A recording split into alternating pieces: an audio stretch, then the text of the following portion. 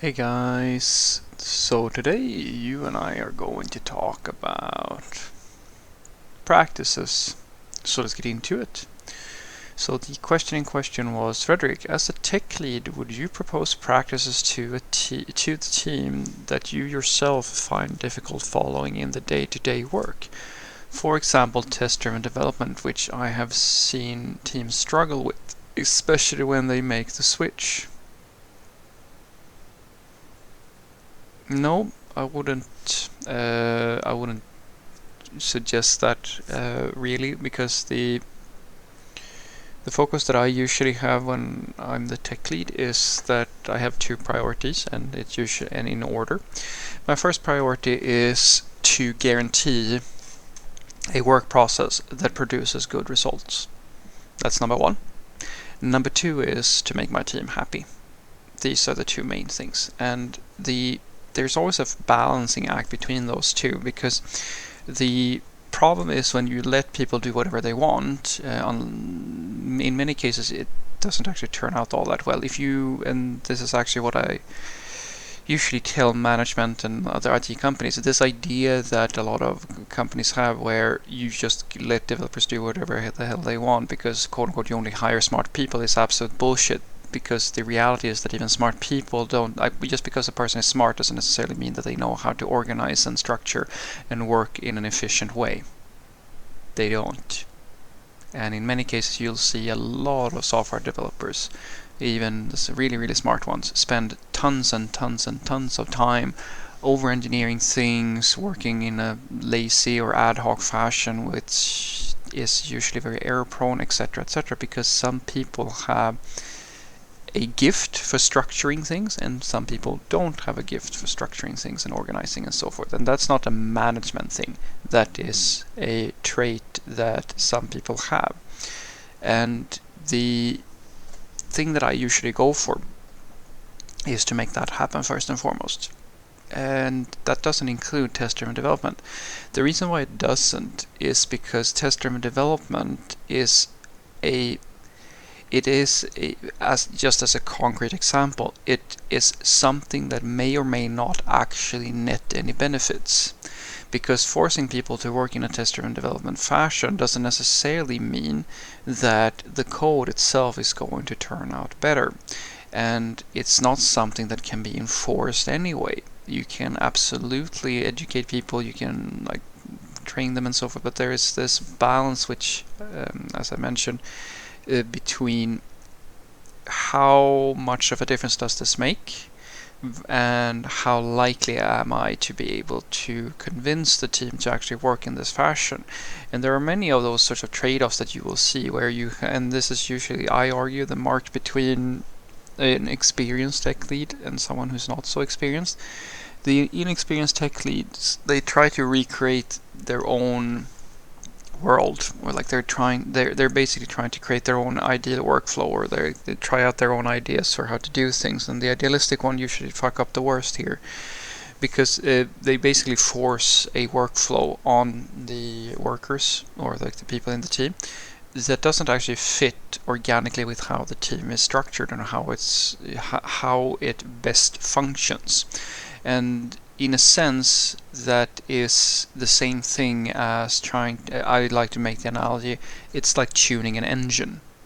If you tune every engine the same way, you will just make a mistake and you will probably break the thing. You have to understand which engine you're dealing with and how it's structured in order to understand what changes are feasible to do here, and how will those changes, what changes are critical and actually make a large difference.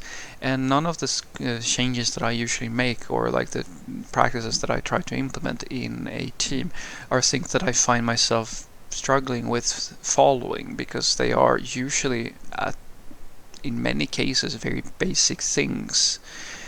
Things like making sure that you're writing unit tests, making sure that there's a code coverage check, making sure that, if it's a UI application, there's visual regression testing, making sure that there are code reviews, making sure that you can't just ad hoc push things to any random branch, that there are pipelines, AI pipelines that take care of that sort of stuff, that you have support for feature flagging, so that you can test things out production environment if you need to, and making sure that there's a sane branching strategy, like something that's actually going to work, etc., etc., and that there is some type of validation process where you do like testing of the code, like someone else reviews it and so forth.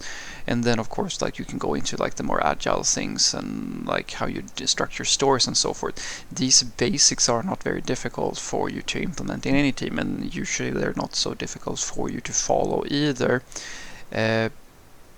With that said, on the other hand, the true challenge usually I find with being a tech lead in a team is not so much to get them to follow these sorts of to get them to follow practices like this.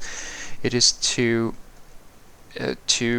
basically have a clear technical architecture that works over time, because nothing is harder. Because the problem is that you have. Oh, and I actually had a conversation with a friend of mine, a coworker of mine, just yesterday actually, because I was running his team for quite some time, and then I was moved to another team. Rather, well, technically I have more than one team now that I am supposed to help out.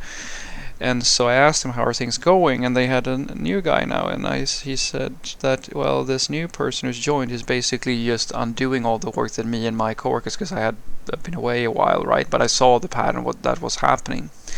And this is usually the thing that is difficult. And he said, well, he's redoing all the things, he's throwing away all this stuff, and like he's just doing this, and it feels like a waste because we spent all that time making that happen. And I go, yeah, and that is the endless cycle of software development.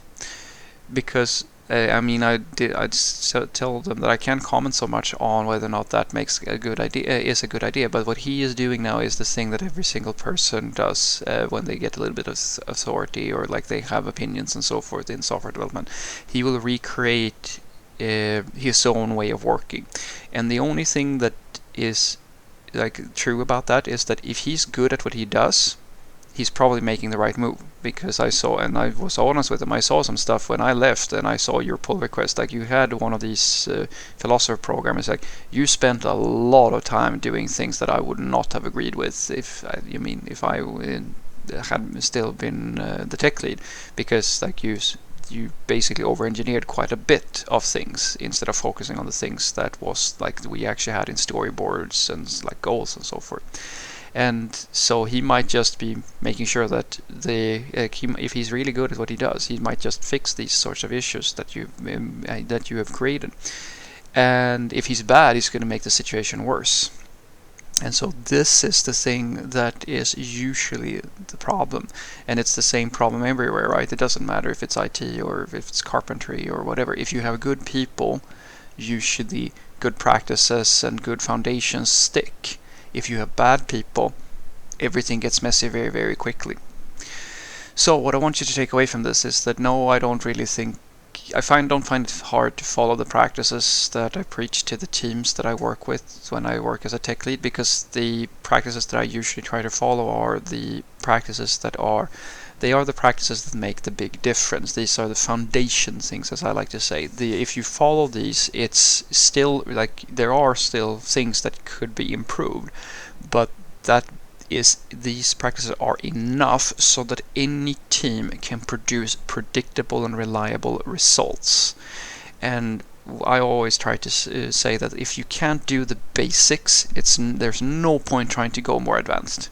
If you don't see your software developers writing unit tests practically for every pull request without you having to basically force them to remember to do it, then there's no point in forcing them to do test-driven development, because they haven't taken the first step even. And so that's the thing that I focus on, and I usually start by enabling or basically implementing these sorts of basic checks, as I mentioned earlier. They are not very complicated, and it's the same sort of thing that you would expect from any professional grade software team to follow, and myself included, of course. The more advanced things that's nice to have, like test-driven development and like doing pair programming, etc., etc., these are more advanced concepts. It's the same thing with feature flagging and so forth, and being able to work in those sort of patterns. In my opinion, there's no point in trying to push for things like that until you get to a point where your team is mature enough to actually try that sort of stuff out. And so far, guys, I've never been in a team where things like that stuck. Will be with every software developer, because every software developer is different, and usually, as I said, the problem is exactly that.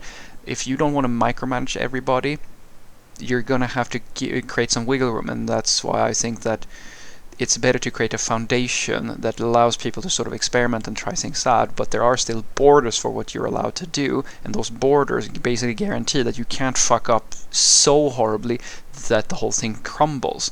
The worst thing, as I said, that can always happen is that you have people who are either not so good, or like they over-engineer things, they create horrible messes in the code, etc., etc. But that is the ever-growing, like the everlasting problem in software development, and it's exactly what I told my coworker. And I said, this dance will never stop. And when this guy stops, like it stops being your tech lead, then the next guy is going to come in, and if he has a lot of ideas, or whoever it is, right, he's gonna do it again, because rewriting code is what software developers do when either they're not so good at what they do, or the person before them wasn't so good at what they did.